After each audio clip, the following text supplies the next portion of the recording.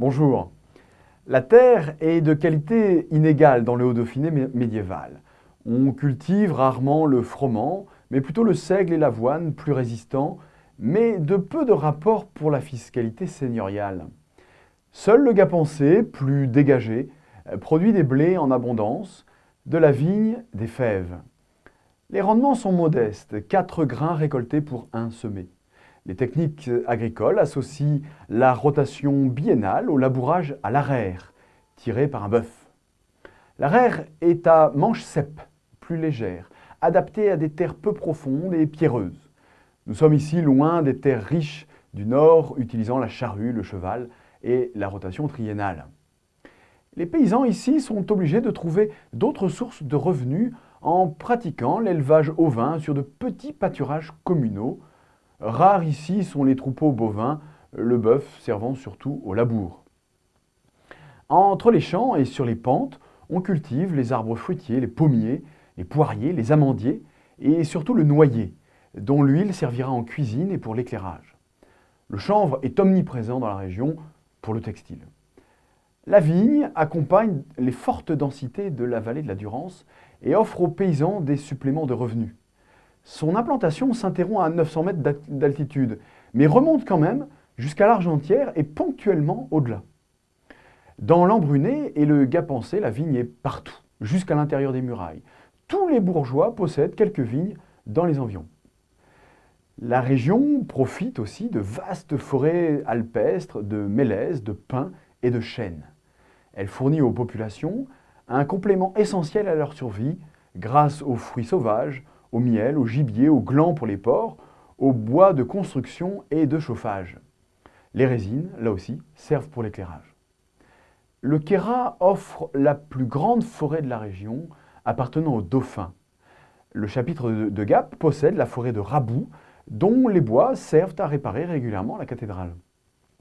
À la fin du XIIIe siècle, dans l'Avance, le Briançonnais et le Gapençais, des règlements commencent à limiter la liberté d'usage des forêts que les seigneurs de la terre voient menacées. On interdit les coupes excessives. Aussi, des conflits naissent-ils à propos des bois, par exemple entre l'abbaye de Boscodon et les habitants des Craux et d'Embrun. L'industrie médiévale se limite à 2 domaines. Tout d'abord, les mines. Dès le XIIe siècle, les mines d'argent de l'Argentière et du Val de Fressinière sont exploitées au profit de l'archevêque d'Embrun. Mais elles sont progressivement abandonnées au XIVe siècle. On tire aussi du minerai de fer exporté dans la vallée ou vers le Grenoblois. La seconde activité ici est le textile. La transformation de la laine des moutons est assurée par une filature dispersée dans les villages, chaque famille filant et tissant selon ses propres besoins. Cette industrie rurale peut cependant parfois être plus intensive, ainsi dans le Briançonnais et la vallée de Bardonnèche. Dans les villes, comme à Gap, Embrun ou Serres, des quartiers de tanneurs travaillent les peaux de moutons et de chamois. La vallée de la Vareïta, côté italien, a fait l'objet d'une représentation très originale datée de 1422, sur laquelle on retrouve l'étagement alpin classique.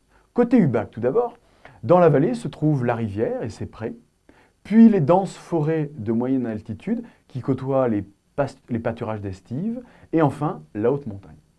Côté Adré, sur cette image exceptionnelle, on relève des villages plus nombreux, des champs céréaliers sous forme de parcelles, quelques bois et de vastes alpages où se trouvent quelques cabanes de bergers et de fromagers ainsi qu'un parc à bestiaux que l'on repère très bien sur l'image. Le tableau des productions du Haut-Dauphiné serait incomplet sans mentionner la présence des troupeaux et du rythme de la transhumance. Celle-ci prend 2 formes. Les petites transhumances locales d'une vallée à une montagne proche, ainsi entre le Val-Cluson et le Briançonnais, et surtout la grande transhumance qui fait parcourir près de 200 km au bétail provençal.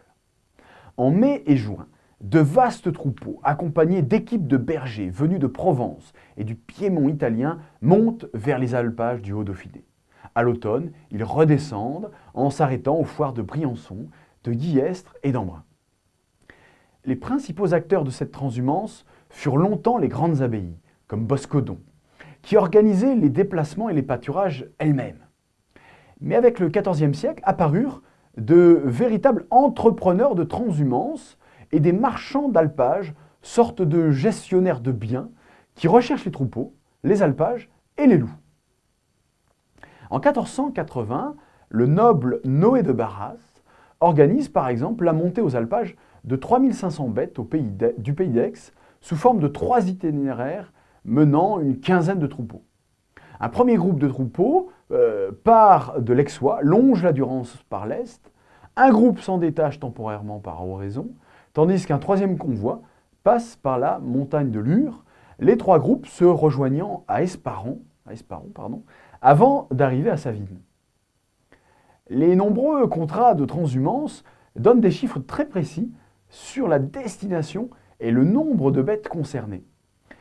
Dans la première moitié du XVe siècle, les effectifs des troupeaux du pays d'Aix atteignent chaque année entre 30 000 et 35 000 bêtes, lesquelles cheminent en convoi de 1000 têtes à peu près, que n'arrêtent nullement les frontières politiques. On les voit estiver surtout à Séuse, Orsières, sur le versant de Boscodon et de plus en plus sur les pentes de l'Ubaye. Mais ces gigantesques passages de troupeaux créent des incidents avec les populations locales. Au XIIIe siècle, dans l'Ubaye, des locaux agressent les bergers provençaux.